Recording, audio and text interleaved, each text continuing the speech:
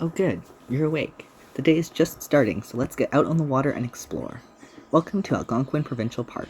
This park is located in Ontario, and as its name suggests, it is on the land of the Algonquin people. The Algonquin Provincial Park is huge, and most of it cannot be accessed by car or motorized vehicle. So let's use a more traditional way to explore today, the canoe. The canoe has been used by the Algonquin people throughout their history, its importance lying in transportation and trading routes. While no one is entirely sure where the name Algonquin came from, one theory suggests that it means at the place of spearing fishes and eels from the bow of a canoe, which further shows how important canoes were to them. So let's get paddling as we explore the ecosystems here in the lakes of Algonquin Provincial Park.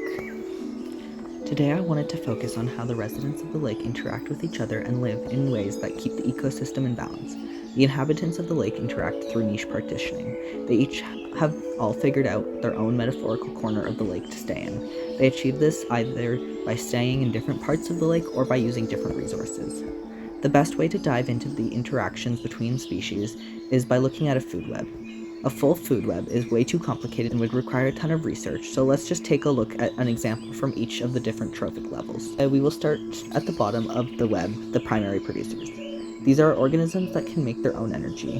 The most commonly thought of examples are plants, but there are also plenty of microorganisms that would fall into this category. But let's just stick with the plants. As we can see in this video, water lilies can be found in the lakes. They produce their own energy through photosynthesis in their big round leaves. That energy can then be passed up the food chain to the primary consumers, also known as the herbivores. These are animals that rely solely on plants as their source of food.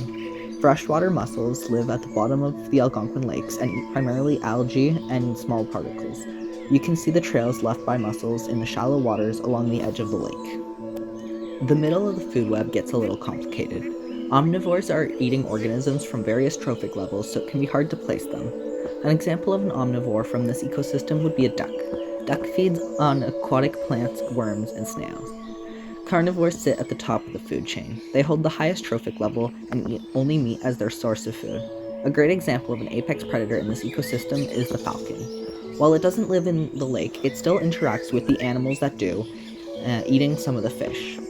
Now, of course, there are several things I am still leaving out, such as decomposers and detritus. I hope you learned something about the connectedness of ecosystems and how connected they are within themselves. I think it's fascinating how all the creatures can live together in this finite space and share the resources between themselves in a way that lets everyone survive. I think we as humans could learn a thing or two from these dynamics. Well, thanks for joining.